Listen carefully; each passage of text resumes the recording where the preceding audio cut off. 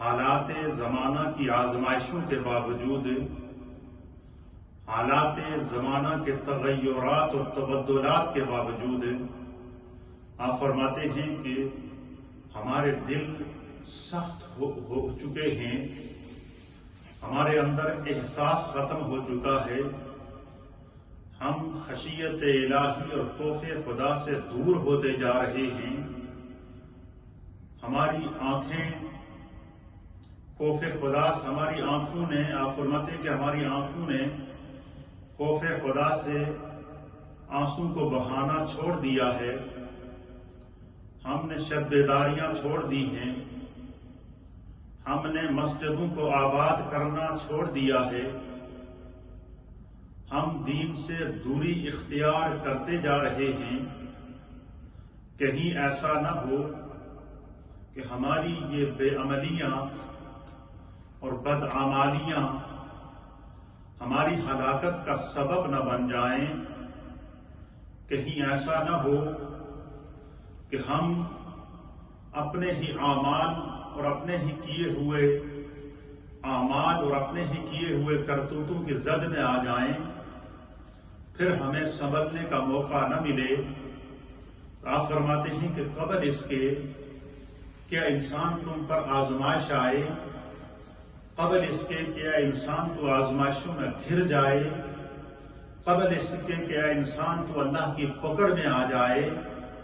تمہیں رجوع اللہ کی ضرورت ہے، اللہ پر اور اس کے رسول پر کامل ایمان کی ضرورت ہے،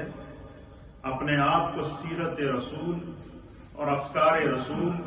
اور احکام الہی کے پابندی کی ضرورت ہے۔ آپ فرماتے ہیں کہ اس وقت ضرورت اس امر کی ہے کہ ہم دین کو سمجھ کر اپنی زندگی کی اصلاح کریں۔ پھر اس کے اوپر آپ قرآن حکیم فرقان مجید کی آیت سے دلیل قائم کرتے ہیں اور فرماتے ہیں کہ میرے رب نے قرآن میں ارشاد فرمایا کہ فَلْيَضْحَكُوا قَلِيلًا وَلْيَبْكُوا كَثِيرًا۔ اللہ فرماتا ہے کہ بس انہیں چاہیے کہ وہ ہنسیں کم، وَلْيَبْكُوا كَثِيرًا، اور اللہ کے خوف سے آنسو زیادہ بہائیں، روئیں زیادہ۔ جزاء بما كانوا يكسبون، فرمایا کہ یہ ان کاموں کی سزا ہے جو وہ کرتے ہیں۔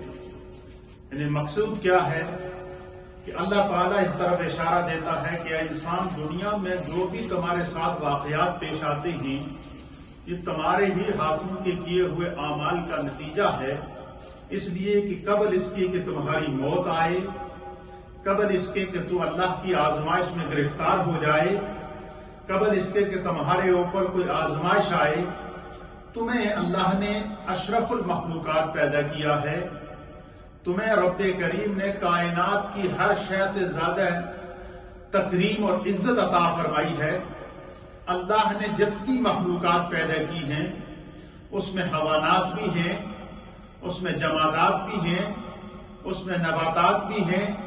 اس میں حشرات الارض بھی ہیں، اس میں زمینی مخلوق بھی ہیں،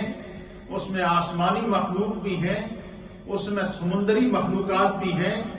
اس میں جن بھی ہیں، اس میں فرشتے بھی ہیں۔ اللہ فرماتا ہے ان تمام مخلوقات میں سے اللہ نے انسان کو لقد خلقنا الانسان فی احسن تقویم، کہ اللہ تعالیٰ نے انسان کو بہترین صورت کے اندر اشرف المخلوقات بنا کر بھیجا ہے۔ اللہ نے انسان کو عقل اور سوچ اور سمجھ بھی عطا فرمائی ہے۔ تو سرکار غوث اعظم فرماتے ہیں کہ جب خدا کے اتنے کرم ہیں ہمارے اوپر تو پھر ہم حوادث زمانہ کو دیکھ کر، آزمائش زمانہ کو دیکھ کر، زمانے کے تغیرات کو دیکھ کر، زمانے کی تبدیلیوں کو دیکھ کر، زمانے کے احکام کو دیکھ کر آپ فرماتے ہیں کہ پھر ہم نصیحت حاصل کیوں نہیں کرتے؟ پھر آپ فرماتے ہیں کہ میرے رب کا ارشاد ہے کہ فَاعْتَبِرُوا یا اُولِي الْأَبْصَارِ، کہ عقل رکھنے والوں، خرد رکھنے والوں، سوچ رکھنے والوں، تصور رکھنے والوں، تخیل رکھنے والوں، عقل و خرد رکھنے والوں، فَاعْتَبِرُوا، عبرت حاصل کرو۔ اللہ تعالیٰ فرماتا ہے کہ تمہیں اللہ نے عقل اور بصیرت اور بصارت عطا فرمائی ہے، کا حالات زمانہ کو دیکھ کر انسان کو اپنی اصلاح کرنی چاہیے. اور اس میں کوئی شک نہیں ہے کہ دیکھیں ہم میں سے ہر انسان اس چیز کو جانتا ہے کہ اس وقت ورلڈ کس صورتحال سے گزر رہا ہے، زمانہ کس صورتحال سے گزر رہا ہے. ایک چھوٹا سا وائرس ہے جسے کورونا وائرس کہتے ہیں، اس چھوٹے سے وائرس نے کیا کیا ہے، پوری انسانیت کو جکڑا ہوا ہے. انسانیت بے بس ہے، میڈیکل سائنس بے بس ہو چکی ہے، لاکھوں انسان اس کا لقمہ اجل بن چکے ہیں، لاکھوں انسان اپنے آپ کو جو ہے وہ بالکل بے بس کر چکے ہیں. تو اللہ تعالیٰ کی طرف سے اور اللہ کے رسول صلی اللہ تعالیٰ علیہ وسلم کی طرف سے ہمیں یہ اشارہ دیا جا رہا ہے کہ ہم جب دنیا کے اندر آئیں تو ہم اس دنیا کے اندر رہتے ہوئے ہمیں جو ہے وہ قرآن کریم کے مطابق اور احکام مصطفیٰ کے مطابق اپنی زندگی گزارنی چاہیے. میرے سامنے حدیث پاک ہے کہ جس کو سنن ترمذی کے اندر